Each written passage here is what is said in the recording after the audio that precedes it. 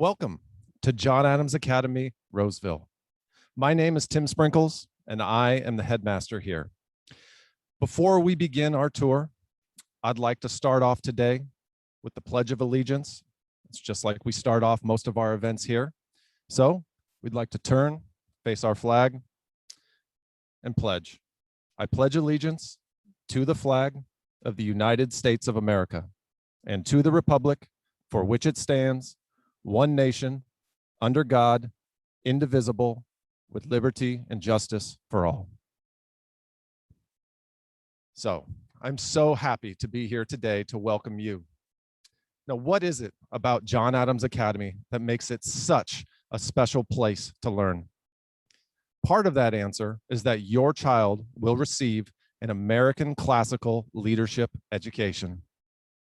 Here at John Adams, we are restoring America's heritage by developing servant leaders who are keepers and defenders of the principles of freedom for which our founding fathers pledged their lives, fortunes, and sacred honor. But what is America's heritage? America's heritage is a tradition of self-governing and virtuous citizens who unite in the pursuit of universal principles of life, liberty, and the pursuit of happiness for all. But what is a servant leader? A servant leader is a self-governing citizen dedicated to causes greater than self. Here at John Adams Academy, we are developing leaders, learners, and great souls. It's more than just teaching kids facts. We want them to apply what they've learned to the world around them. It's not just about what they will discover here, but we strive to teach your child how to think and to articulate those thoughts to others around them. The foundation of John Adams is rooted in freedom and liberty. This is the foundation to which our school thrives and our pillars can rise true, standing upon the firm foundation of liberty. These pillars are our core values, the art of mentoring, the classics, and liberal arts. Our core values are woven into the fabric of our daily lives, and this sets the tone for our culture that enriches the environment for the development of servant leaders. And it helps us build men and women of integrity. The art of mentoring channels our efforts of a scholar while being mentored through the liberal arts and classics, and we are respecting the sovereign nature and intrinsic worth of the scholar. When we talk about studying the classics, not only are we studying the great books of our time, but we are studying the greatest people and their contributions to our society. The classics can be read, they can be written, sung, or even painted. And our final pillar is liberal arts. The liberal arts provide practice. It is through the liberal arts where scholars become liberated from ignorance and ennobled to virtuous and dignified thinking and acting. They are also the arts of a free society. Today, I hope you enjoy the tour of our facility. I pray you get to see the joy and the passion of our teachers of which they possess, and you get to watch our scholars partake in Socratic discussions while showcasing the art of thinking. But most of all, I hope that you see how much we enjoy having our scholars on our campus. But when our scholars leave our doors, we hope that they are wanting more, wanting to engage in the classics, wanting to make a difference in their community, and wanting to serve. Thank you so much for joining us today. It is our pleasure. And now I'd like to hand it over to Dean Yerikostas. Good morning. Thank you, Tim. So in classical education, there are 3 stages: the grammar stage, the logic stage, and the rhetoric stage. Here at the elementary, we focus on the grammar stage. According to Dorothy Sayers in the Lost Tools of Learning, she calls these years, the grammar stage years, the poll parrot years. And I'd like to share with you some excerpts from the Lost Tools of Learning. Houses rest on foundations. Journalists gather all the facts before writing their stories. Scientists accumulate data before forming theories, and violinists and dancers rely upon muscle memory. A classical education requires a scholar to collect, memorize, and categorize information. Although the process continues through all 12 grades, the early grades are the most intensive for fact collecting. Young children are described as sponges because they soak up knowledge, but there's another side to the metaphor. If you try to squeeze a dry sponge, nothing comes out. First, the sponge has to be filled. Our job during the grammar stage is to supply the knowledge and skills that will allow our scholars to overflow with creativity as their mind matures. The whole structure of the trivium recognizes that there is an ideal time and place for each part of learning: memorization, argumentation, and self-expression. The elementary years are ideal for soaking up knowledge. So the key to the first stage of the trivium is content in history, science, literature, art, and music. The child should be accumulating a great deal of information: stories of people, names of rivers, cities, mountains, and oceans, scientific names, names of classification, plot, characters, and descriptions. The young writer should be memorizing the nuts and bolts of language, parts of speech, parts of a sentence, vocabulary roots. The young mathematician is preparing for higher math by mastering basic math facts. But what does that look like in our classroom? We learn through music, through chant, through discovery. We use the classics and we read them, we write about them, and we discuss them. What that looks like in each grade level is a little different. With kindergarten, we start with kindergarten and they will discuss Little Red Hen. In first grade, they may use a balloon to show who is the talker at the time. Even first grade and kindergarten, throughout all our grades, we're able to have a discussion and scholars are able to politely and respectfully agree or disagree. By the fourth grade, they are asking their own questions, which is really nice. Last week, I was in a fourth grade classroom and they had a wonderful Socratic discussion, and I commented on how well they were respectfully disagreeing and referring to text. And so one scholar mentioned it would be boring if everyone just agreed.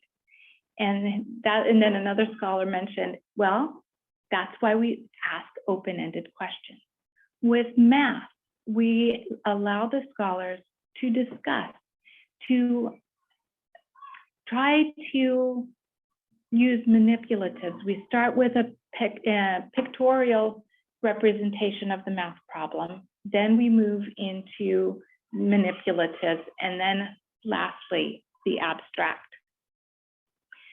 We use chants to learn the parts of speech, the parts of a sentence, diagramming that. In writing a rhetoric, we learn the different stages of writing and then apply it to the classics that we're learning. We do memorization of poetry. First grade just finished learning the preamble.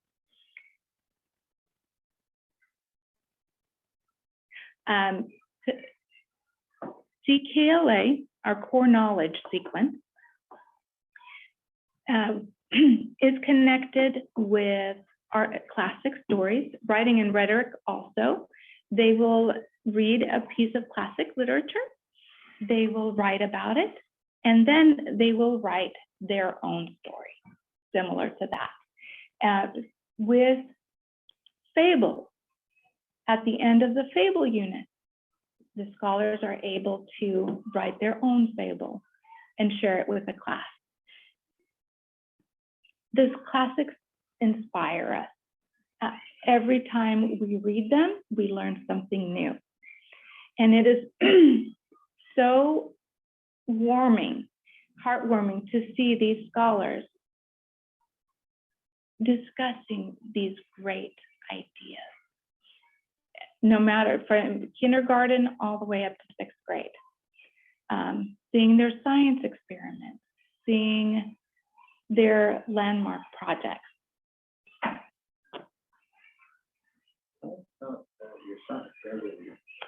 Oh, so my son graduated from John Adams Academy a few years ago. And I have 4 children, and he's my youngest, and he was the only one who had this education. And it's taught him to be a thinker and a doer.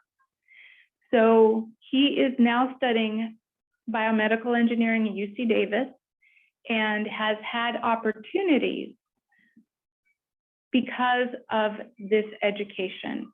He's been able to get internships. He's been quite successful, and he has no problem speaking, writing, and he's excelled in his undergraduate classes. And I know it's all because of John Adams. Wonderful. Thank you, Mrs. Yurikostas. I'm going to switch my microphone here. And then if we could now go to Mrs. Mitchell's classroom, that would be great. Okay, Mrs. Mitchell, we're live.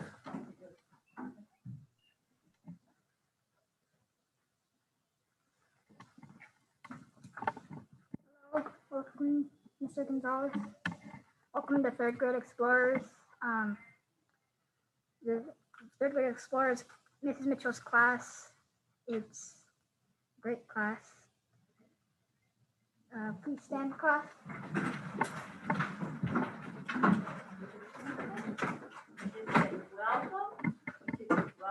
Welcome.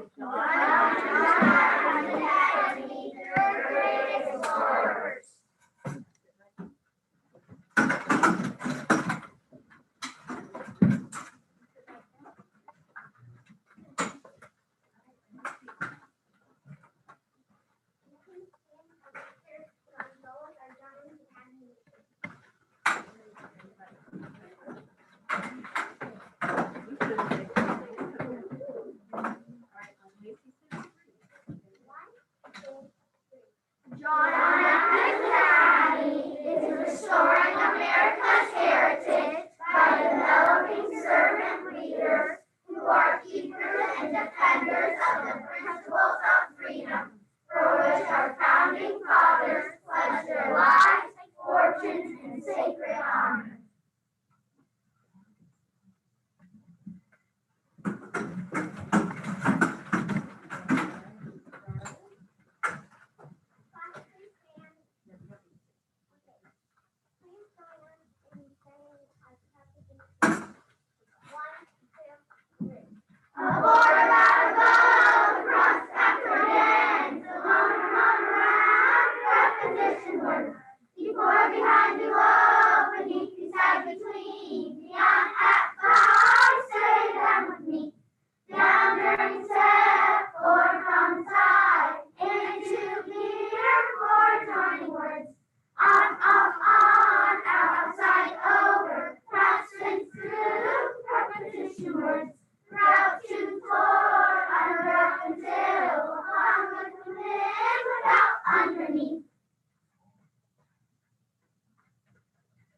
So this is what we're doing math right now is we're working on weight, and what we're doing is we're trying to measure weight and mass and we're learning the difference between kilograms and grams. So a kilogram is this, and a gram is like this. This is 20 grams compared to a kilogram. And then 1 gram, it takes 1,000 of these to make one of these. And this one is 10 grams, 5 grams. This one is 10 grams.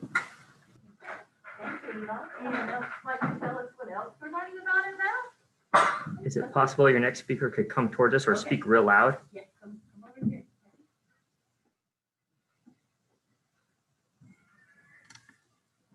another thing that we're learning in math is money. And we have been learning about cents and dollars. And we also are in it, we are learning about decimals with the money. And so Did we add and subtract the money too? Yeah. We added and subtracted with the money too. Next year, you'll learn how to multiply and divide with that money as well. Decimal. Okay. Great, thank you. Someone else? What else have we been doing in that? Alexis?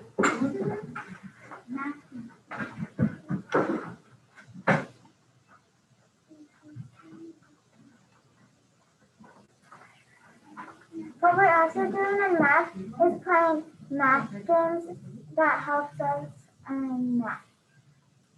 So we've been doing multiplication or division. What have we been talking about? We've been talking about measuring kilograms and also grams, how they're different and how they're the same. Okay. What do I mean when I say multiply? What are we talking about? Don't you want to tell them what we're doing with our multiplication? I think we learned that as well, didn't we? Yeah. Ish. Yeah, definitely to 10, right? 9, So 11. every Friday, we would take a break in between Fridays and we would practice our times table.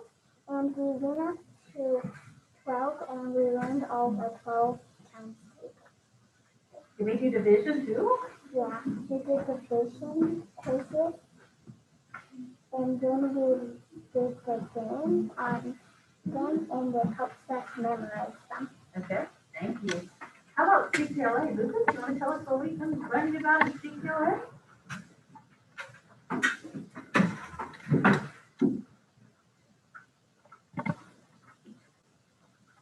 In CKLA, we've been learning about Native Americans and the different cultures.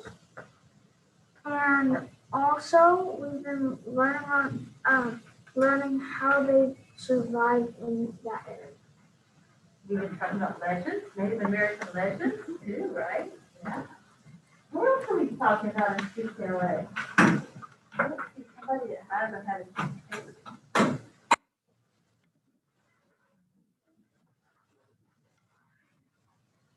some of the subjects we studied in CPLA. We've also studied about the solar system and how it keeps on going, and that we're in the Milky Way galaxy, and that the closest galaxy is the Andromeda galaxy, and that we've been learning about all the other planets. Did anybody happen to get up in the middle of the night and see an eclipse last night? I did. It was so cool. Yeah. Oh my goodness, I total eclipse, and it was a full moon as well. Right? Well, anybody else want to share something that we've learned about this year? And then Adriana, okay?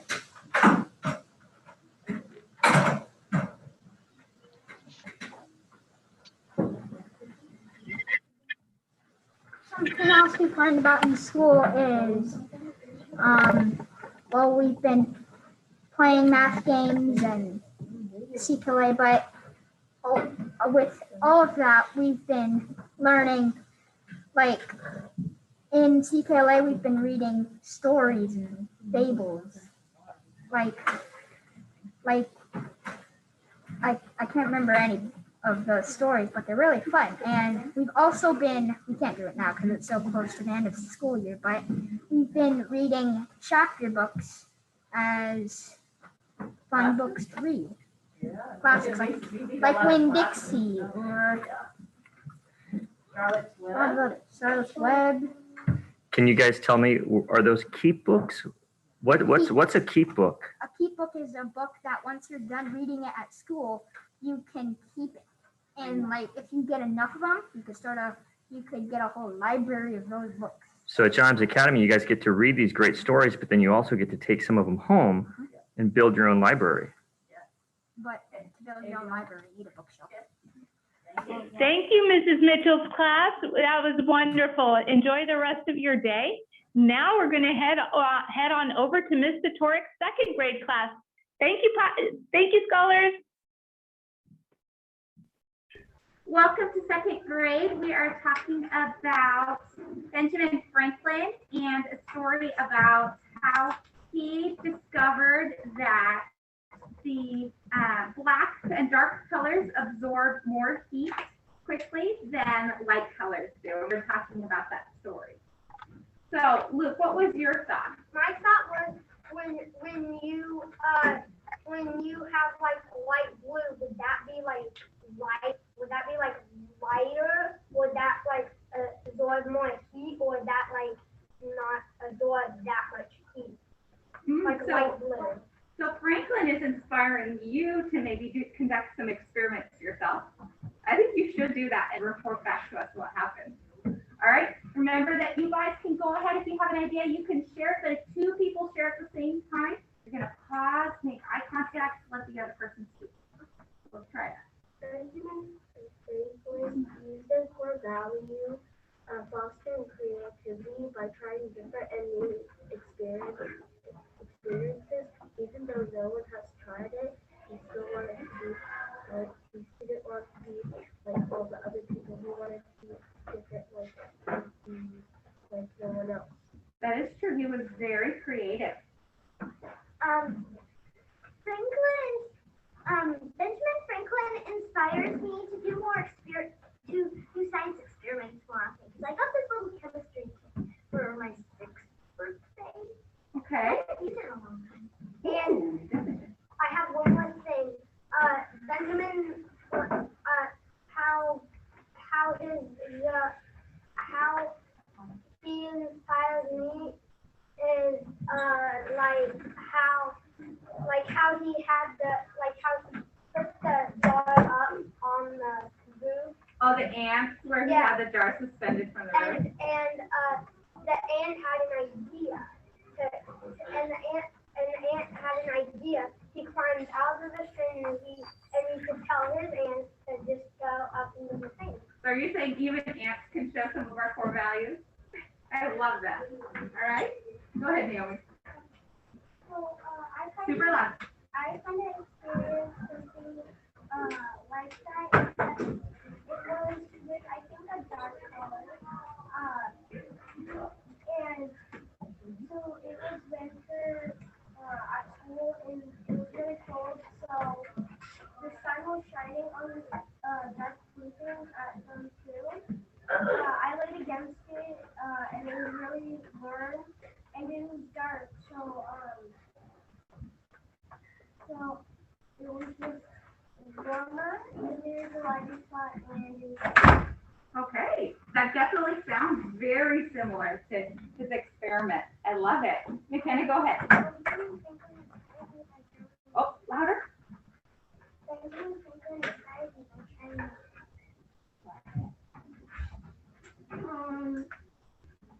The value that I think Benjamin Franklin demonstrated was scholar-empowered learning, because he thought maybe I should try this and he learned something new. When you walk into the shower, but when you walk out, it's harder because it's spring. During the winter time, you cool their face and be cold in it. Then someone else walks into the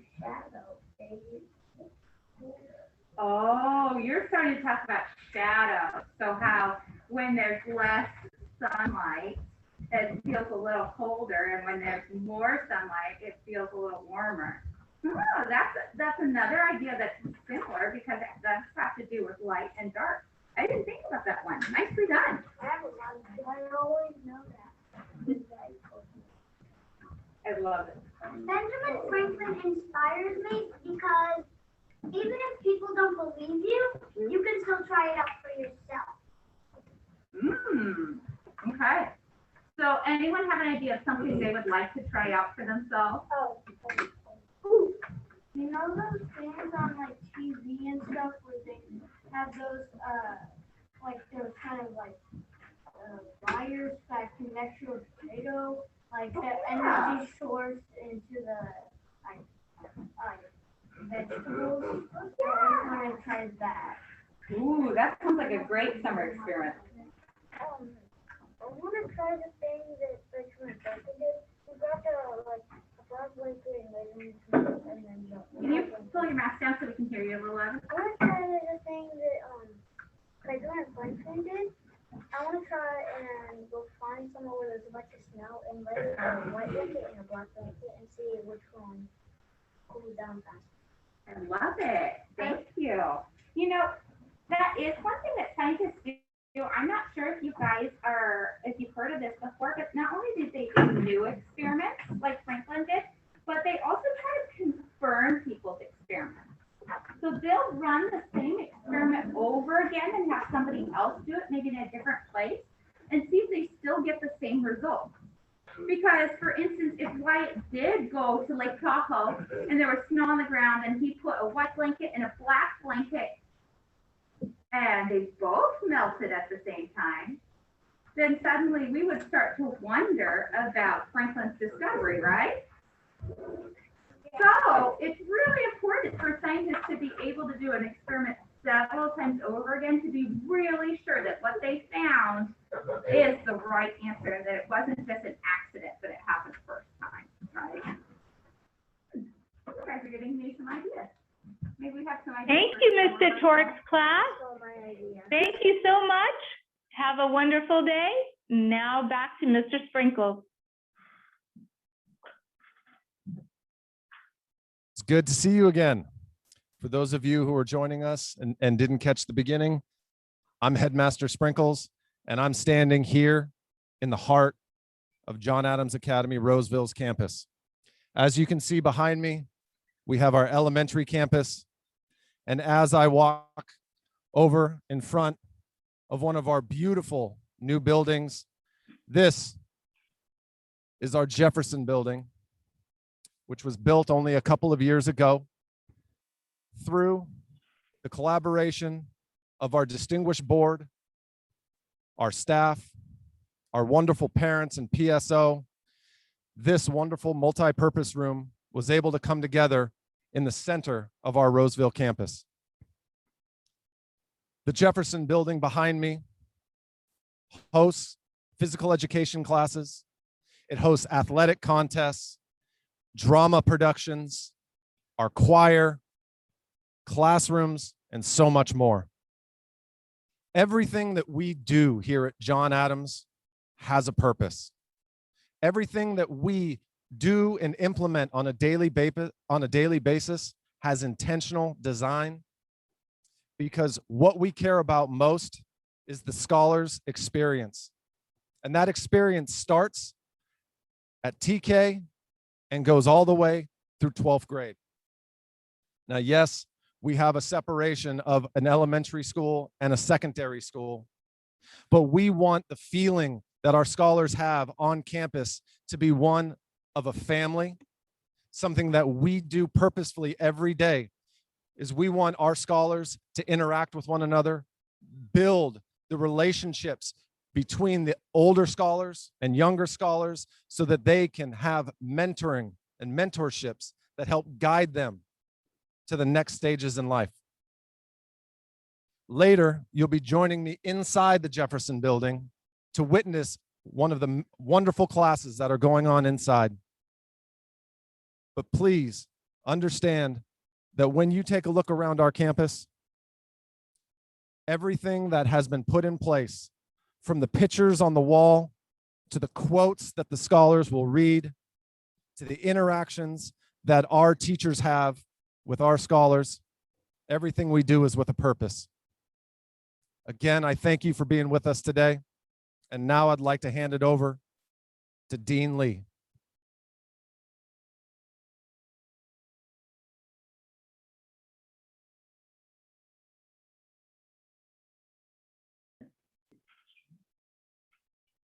Mr. Lee?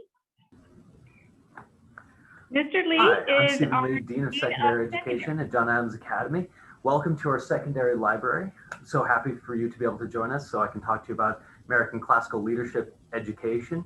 Specifically, as you're moving into the secondary, we start moving into what's called the logic and rhetoric phase of education. At the elementary school, they hopefully will have a firm grasp on the grammar phase, and they can move into logic. With logic, they're really understanding how and why things take place. One of the big things that they're learning in this is definitions. Everything that we do and everything that we learn has to do with the definitions of what something is, why is it that, and once they know those things and can define them, they can move on to our logic phase. Well, sorry, from our logic phase into our rhetoric phase, where they can start piecing those together into something beautiful. John Adams Academy, we are developing servant leaders. And as developing servant leaders, we want them to be able to not only be able to do things in a right way, but do things in a beautiful way. How do we go about this? It really comes down to the scholar-empowered learning and the mentors and classics. Our teachers are the mentors. They're in the classroom with your scholars every day. And it really comes down to how much your scholar wants to get out of their class. The mentors point them in the right direction. And we really let the classics take control of their education and move things forward. We do this in a few ways. One of the main classes that every scholar goes through in John Adams Academy Secondary School is our leadership class. Within our leadership class, scholars are there 4 days a week, and it is called a DEAM classroom. Each DEAM is part of a republic. We have 4 of them: courage, integrity, justice, and wisdom. And each of those have representation in our scholar government, which is really modeled after what our federal government looks like. Each team sends a representative to Scholar Congress. From each republic, we send 2 senators, and then we have president and vice presidency. The leadership class is also the place where our scholars get some very direct instruction on our core values and on something that is called the 48 Great Ideas. You should be able to ask your scholars about that at home. It's a big, important part. And through the leadership class, they actually read, write, and discuss these big ideas and very directly, as well as deal with scholar government. Then you move on into your subject-specific courses. If you're taking geometry, biology, algebra, physics, if you're taking any of our humanities courses, these are the other avenues that we have for learning logic and rhetoric. And you might be going through and reading about, I don't know, you might be reading about Plato and the republic that he puts together there, and about the nature of government itself. Or you might be reading about the Battle of Thermopylae in the 9th grade, and you're talking about the nature of courage and defining these and what does it mean to be human. And it's all coming back to that idea of servant leadership. And that's where the rhetoric phase really comes together. One of the other big classes that we have, every scholar takes this, is called Athenaeum. It happens at the end of every school day. And scholars actually have this period in order to just read, to pause, because we focus so much on the classics. The classics being what drives us, the scholars need time to immerse themselves in it. And we give them about an hour every day just to sit and read here on campus, to take that learning for themselves. Within the Athenaeum class, another big piece of that we have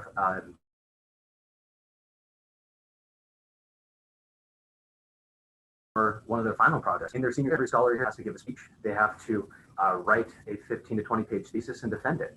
And through the Athenaeum class, scholars have the opportunity to not only read, but to write a portfolio. And at the end of their year, to defend that portfolio to their teacher and to the rest of that class.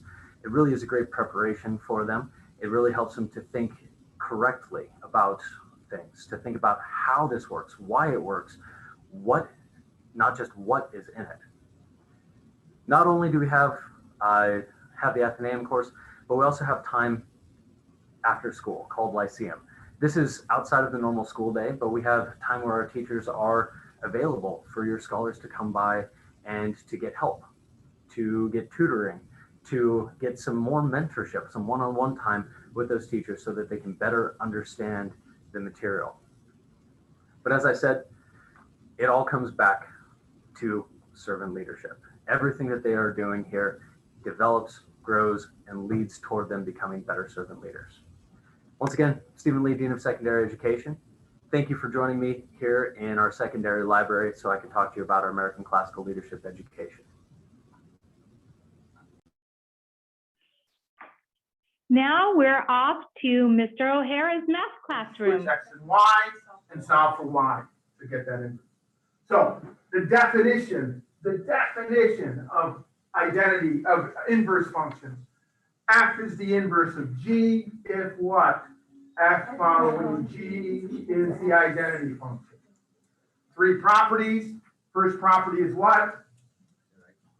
The inverse functions are always symmetrical across the identity function.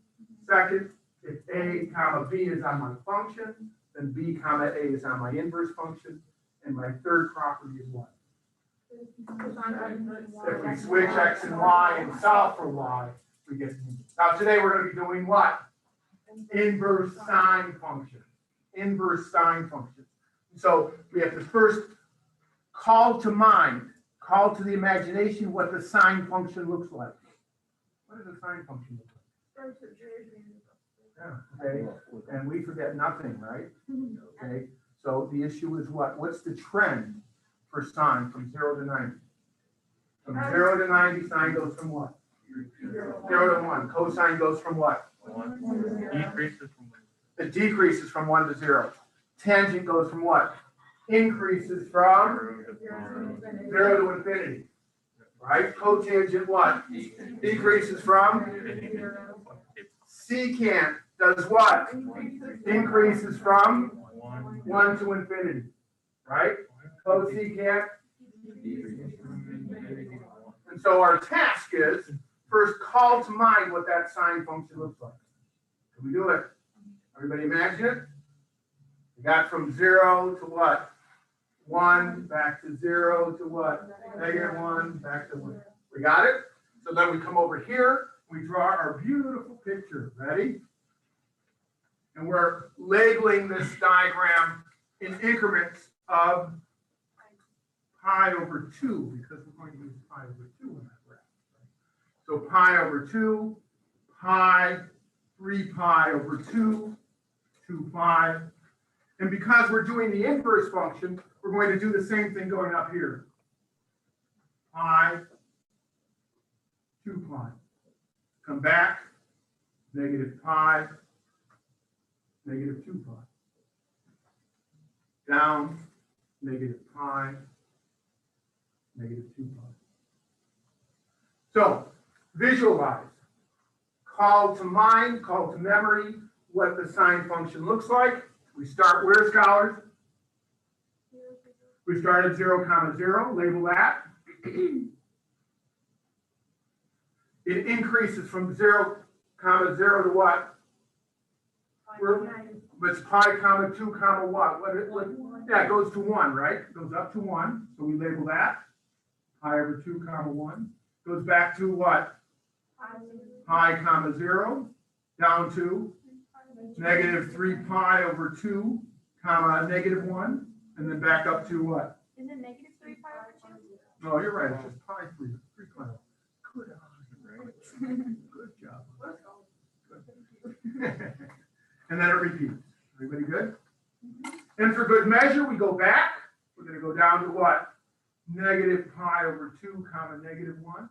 And then back up to, what is this? Negative pi, 0. So visualize it, right? So we come down, up, down, up, and it goes on indefinitely in both directions, right? So if this is y equals sine of x, remember the properties of the inverse function. The first property is that what? What's our first property of an inverse function? It's symmetrical across the identity function. Second property is if a comma b is on the function, then what? B comma a is on the inverse function. And so 0 comma 0 is on the function. What point's got to be on the inverse function? Yeah, 0 comma 0. Get all fancy. Okay. So 0 comma 0 is going to be on the inverse function. If I have pi over 2 comma 1 on my function, 1 comma pi over 2 is going to be on the inverse function, isn't it?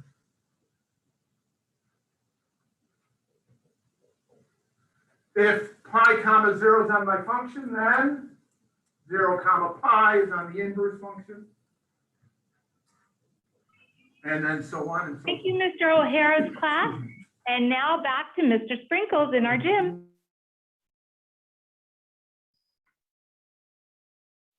Hi. Welcome to one of our wonderful physical education classes. As you can see, it's a little different than the math class we just came from. But our scholars here are engaging in a lesson to understand their body awareness, physical spacing, but also finding that joy and love of physical education for a lifetime. As you see behind me, you can hear the music playing. You can see the teacher interacting with the scholars. All of them are abiding by our core values, which we have posted in every classroom and also in our beautiful multi-purpose room. This beautiful building, not only does it house our physical education classes, it also has a beautiful stage for our drama productions. We have classrooms on either side that our choir and potentially our music programs can flourish in the future. But let's take a second, let's have a little fun, and let's watch our scholars as they half are trying to knock over cones, the other half are setting cones back up. This is that spatial awareness, understanding how to use their body, and developing a joy for physical education.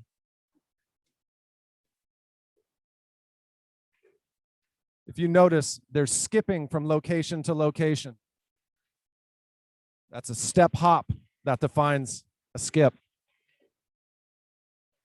They're not allowed to use their hands, so they're knocking over the cones with their feet and knees.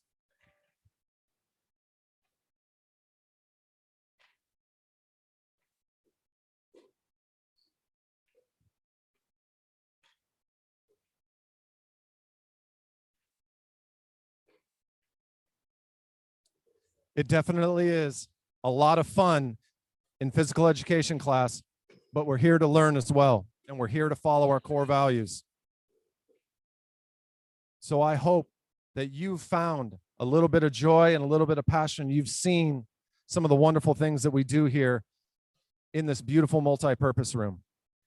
So not only do we have our drama, our PE, our choir, potentially band in the future, but this also houses some of our rallies for our secondary students. These rallies is where our scholar republics represent themselves and battle it out for points throughout the year. I was welcomed into one of the games that they participated in on one of my first days here on campus, and it was a lot of fun. It's great to see school spirit. Again, I just want to thank you for being a part of this tour. And now it's going to be time for me to hand it over to Mr. Haskins. Okay, then we talked about in law that like a country or community should be for the benefit of the people in it. Like they shouldn't be serving their government or their community, it should be the other way around. And I think that's why it's really interesting with this book. It's like, I feel like it's like the idea of it sounds very fundamentally true, but I think there's little things in it that they twist to make it adhere to their kind of service. Like there's this immense idea of citizenship or sacrifice that they're asking, especially from the troopers. And so I think that they use the word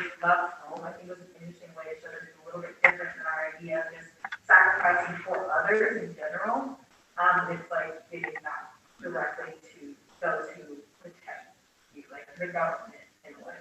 I feel like in a way, it kind of like the government kind of manipulates citizens, like making them believe that, oh, you have to go serve your country, just like, protect it. So like, and it like using this words of like love home, or stuff like that, protect, their country. Well, yeah, because in 1984, one of the premises of that country, or whatever, is that they're constantly at war. And what the quote makes it seem like war is necessary for a man to get his defense. Because you can't die noble death in a war at home if there's no war.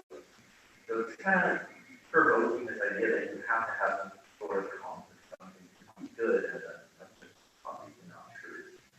It's like, we're always like told that, oh, a noblest thing or the most courageous is great thing that, a man can do is go to war and stuff like that for his country, and I feel like that's in a way already starting to be that trying to go to war and protect their country, I feel like, that's like, in my view, that's how I view that, the government brainwashes people to think that they have to go and serve.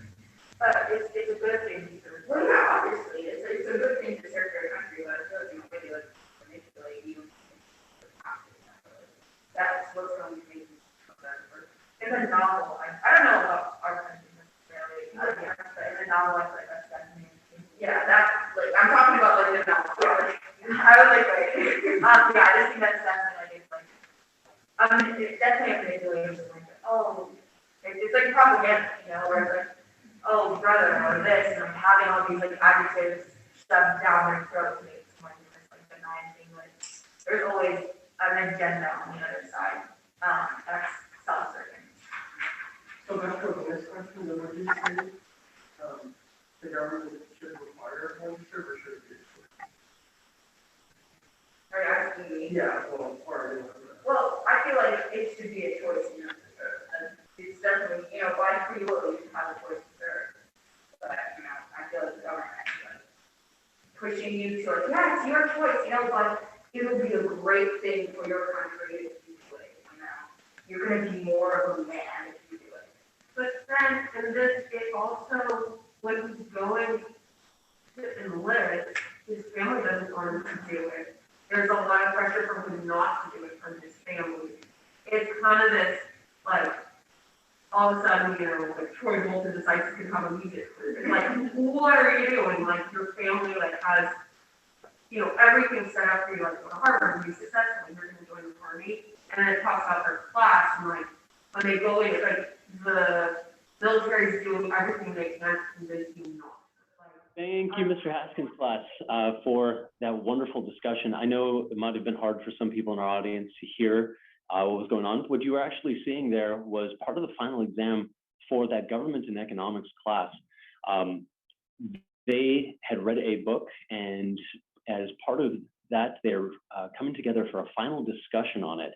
And that final discussion is really what they were being graded on. This is one of our senior classes. They were really attempting to distill and understand that novel that they were reading and its connection to both government and economics. And from here, we're actually going to be moving on into one of our graduation speeches from the past year. Just give us a second here to get that set up for you. Our teachers always told us that our John Adams Academy education was something special, different than most. And I mean, that's pretty obvious that we're different than most. Most teenagers aren't referred to as scholars. Most teenagers did not have to read the unabridged version of Les Miserables. 1,460 pages, might I add, for all of you who are confused. I had somebody come to me in Starbucks and ask me if I was annotating a dictionary, to which I responded, kind of. Most teenagers do not know the 33 different ways to translate to kill into Latin. Most teenagers do not consider Socrates puns to be the pinnacle of human comedy. Strange, I don't really know why on that one. And most teenagers do not experience the inexplicable rising panic of being handed a piece of literature with no pen to annotate it. If there are words on a page, there has to be a pen in our hands. Paper menu, annotate it. Garage sale flyer, annotate it. Brownie recipe, annotate it. And you better bet that we will scour that brownie recipe for any and every kind of literary parallel, hidden bias, or metaphor. All jokes aside, my John Adams Academy education has taught me to think deeper. Maybe not so much as to question the hidden bias hidden in a brownie recipe, but rather to ask the big questions. We live in an extremely opinion-driven, vocal, and action-oriented society.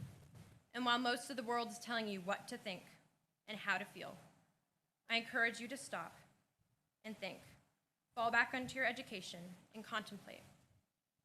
Princeton University writes that a liberal arts education, quote, challenges you to consider not only how to solve problems, but it also trains you how to ask which problems to solve and why, preparing you for positions of leadership and of life of service to the nation and all of humanity, end quote. What we learned here at John Adams Academy is a bunch more. Countless readings, annotations, and discussions all work towards shaping us into becoming servant leaders, defenders of humanity. Before you form your beliefs based upon what the majority says or what most people think, challenge yourself to think deeper. While the good, true, and beautiful may not always be celebrated by society, they're always worth your pursuit. When reflecting on my education for this speech, I asked myself the question, what was the subject of my contemplation and deep thinking that managed to keep me so intrigued for 4 years? I mean, we talked about justice, liberty, revenge, patriotism. And after thinking about books such as Les Mis, The Scarlet Letter, A Tale of Two Cities, My Antonia, so many other ones, I realized this reoccurring theme of love. After 4 years of studying the classics, I have come to the steadfast conclusion that in a world full of chaos, in a world full of hate, especially right now, I choose to love. And while some may see this declaration as youthful naivety, I deem it the worthiest pursuit a man could ever choose. Victor Hugo even states, quote, life's greatest happiness is to be convinced that we are loved, end quote. So as we move into this new period of life, we proceed with confidence, knowing that our education has equipped us with more than an inventory of memorized information, but has offered us lifelong friends, irreplaceable mentors, a desire for virtue, a mind to think for ourselves, and I would argue a greater understanding of what it means to love. After all, what's the point of changing and challenging the world if we neglect to love the people in it? Thank you. And now we are going to enter our question and answer section. If you can, please type any questions you may have for us in the chat section. We really want to thank you for joining us today. As you can see, all of us here at John Adams Academy, we love what we do, we love what we teach, and we love what we're trying to instill in our scholars every single day.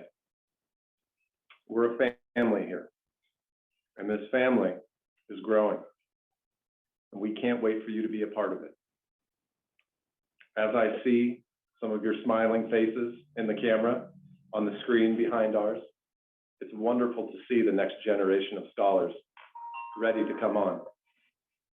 So, kids, if you can see, give me a little wave. There you are.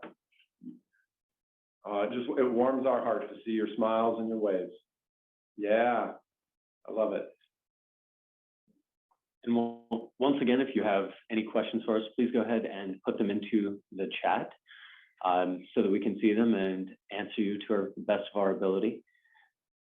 To piggyback onto what Mr. Sprinkles was saying, I would like to encourage you as families that as your scholars start going through John Adams Academy, that you participate with them. When we're reading Les Mis, please read Les Mis with your scholars. If we're reading Charlotte's Web, please read Charlotte's Web with your scholars. The more that you can participate in their education, the more they will get out of it and the more you will get out of it.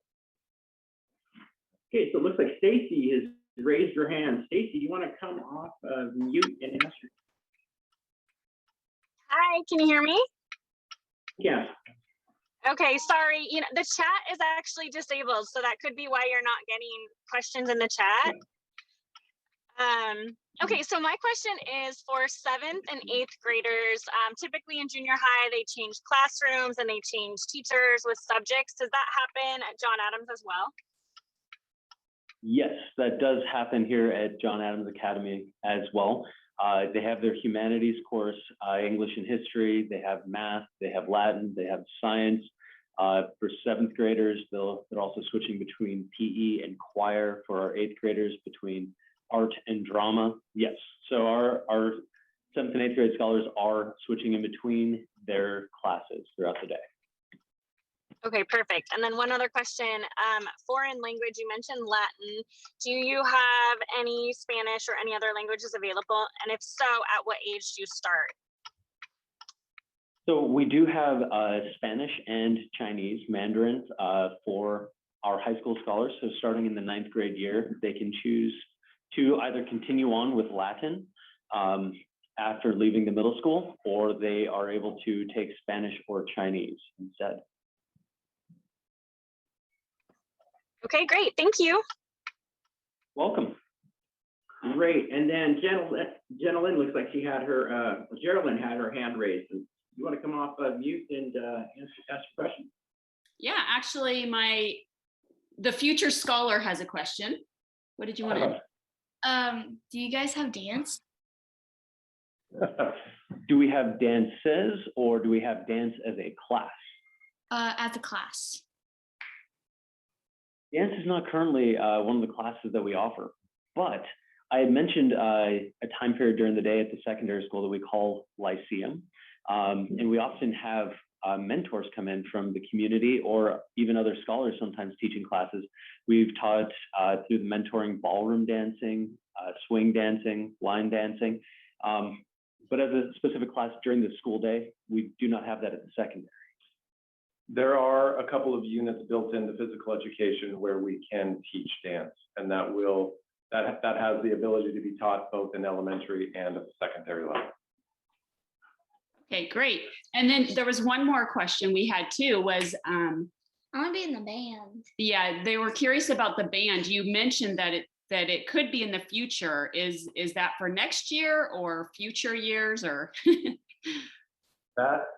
Everything comes down to finding somebody who can teach the program, somebody or a place to be able to house the program, because having a band correlates to having instruments and storage, and there's a lot of space. So we are currently actually in the works right now for trying to figure out if we can make that happen for next year. If everything works, we will proceed. If we need a little bit more time, it will happen in the future.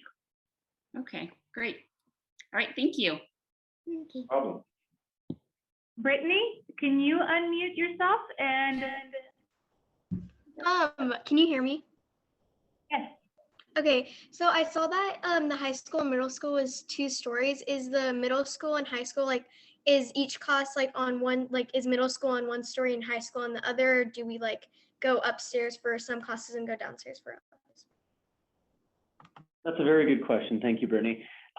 Yes, it is 2 stories, and the majority of the middle school's classrooms are downstairs. However, some of our classes are upstairs as well. So as a middle school scholar, you would end up going both upstairs and downstairs sometimes. And same with our high school scholars.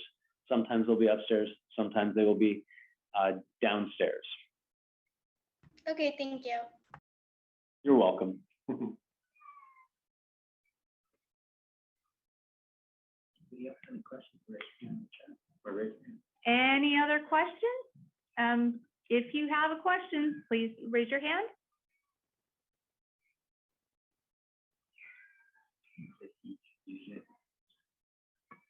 Jenny? Yes. Oh, actually, you have Krishna. Tatiana, you may unmute yourself. Hello, my name is actually Milan Kushner. I'm just under the name. I'm a future scholar, and I had a question about maybe you heard about the AP classes. So the class is additional to increase your GPA. That's a good question. We actually do not have advanced placement classes here at John Adams Academy, we do have honors classes, and those are courses that are graded on a 5.0 scale, not on a 4.0 scale. So yes, you can have a GPA boost from having those honors classes. Those are not middle school courses, they're high school courses, and they're open to you when you enter into the 10th grade.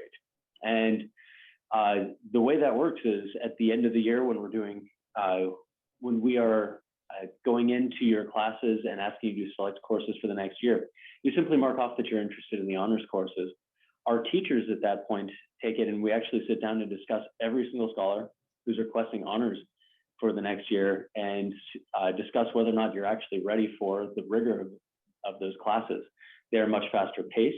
They go much more in depth in the material. All of them have cumulative finals, but they are well worth it. If you are capable of it, I highly suggest applying for our honors programs. Thank you. On top of that, if you're looking into honors humanities, just so you know for the future, there is summer work that goes along with some of those classes as well. Did Evgenia have a question?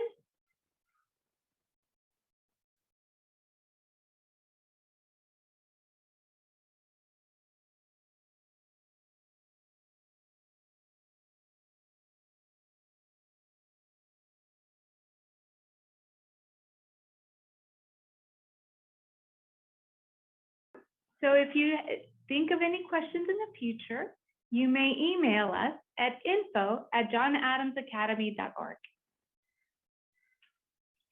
Thank you for joining us today. It's wonderful having you.